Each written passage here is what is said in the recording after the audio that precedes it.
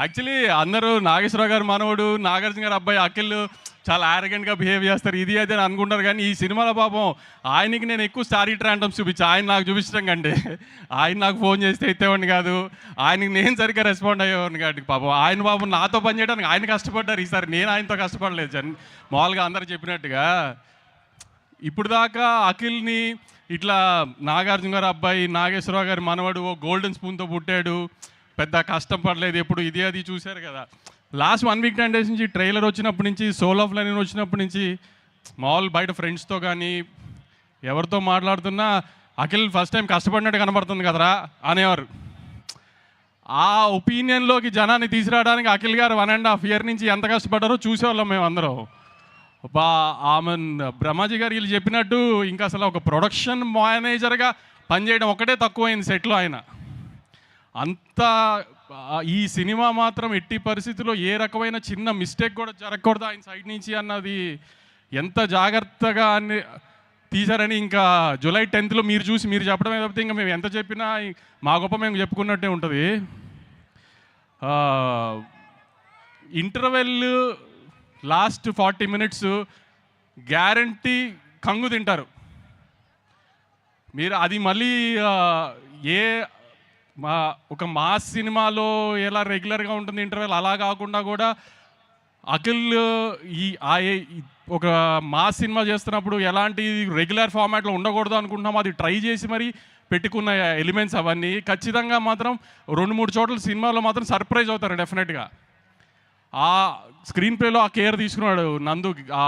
అందుకే అఖిల్ చాలాసార్లు చెప్పారు ఇది ఒక భారతం మహాభారతం అని. ఎందుకంటే ట్రైలర్లో నాగార్జున గారు ఒకటి చెప్పినట్టు క్యారెక్టర్లు రంగులు మారుతాయని, అలా ఒక్కొక్క క్యారెక్టర్ ఒక్కొక్క షేప్ తీసుకుంటున్న కొద్దీ అఖిల్ గారు దాంట్లో ఆ కథలో ఎలా ఫ్లోట్ అయ్యారు ఏంటి అనేది చాలా బాగా స్క్రీన్ ప్లే చేశాడు నందు. సో డెఫినెట్గా సినిమా చాలా ఎంగేజింగ్గా ఉంటుందని అయితే గ్యారంటీగా నమ్ముతున్నాము. సో జూలై 10th ఖచ్చితంగా మీరు ఎవరు డిసప్పాయింట్ అవ్వరు. ఇంకా ఏ స్థాయిలో ఒక్కొక్కరికి నచ్చుతుంది అనేది జూలై 10 సాయంత్రం నుంచి మీరందరే మాకు చెప్పాలి. కానీ మళ్ళీ బల్లగుద్ది చెప్తున్నాం, ఈసారి మాత్రం అఖిల్ డిసప్పాయింట్ చెయ్యరు.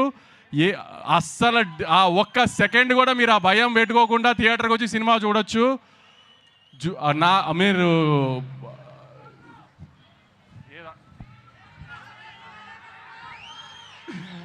Okay Bhagyashree, thank you.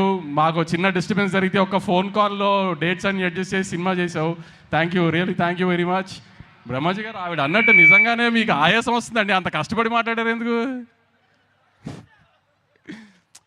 నిజంగానే మీరు జెన్జీ అనుకున్నా మీకు ఆయాసం వస్తుంది ఏంటండి? శివాజీ గారు చాలా థ్యాంక్స్ అండి, చాలా మంచి క్యారెక్టర్ చేశారు. సునీల్ భయ్య మీరు నా సినిమాలో ఉంటే అది గ్యారంటీ హిట్ సినిమా, మన ఇద్దరికి సెంటిమెంట్ అది. మీకు తెలుసు తమన్కి నాకు ఉన్న అసోసియేషన్లో నాకు తమన్కి ఫెయిల్యూర్సే లేవు అసలు. సో ఈ సినిమా కూడా ఆ సెంటిమెంట్ ఎలా అయినా కంటిన్యూ అవుతుంది. సినిమా పెద్ద హిట్, బీజం కొట్టేశాడు. ఇంటర్వెల్కి కానీ వీటికి కానీ కొన్ని చోట్ల మీకు తమన్ తెలుసు కదా, కొంచెం పూనకం వస్తే ఎలా ఉంటుందో అలా ఉంటుంది బీజం కొన్ని మెయిన్ బ్లాకుల్లో.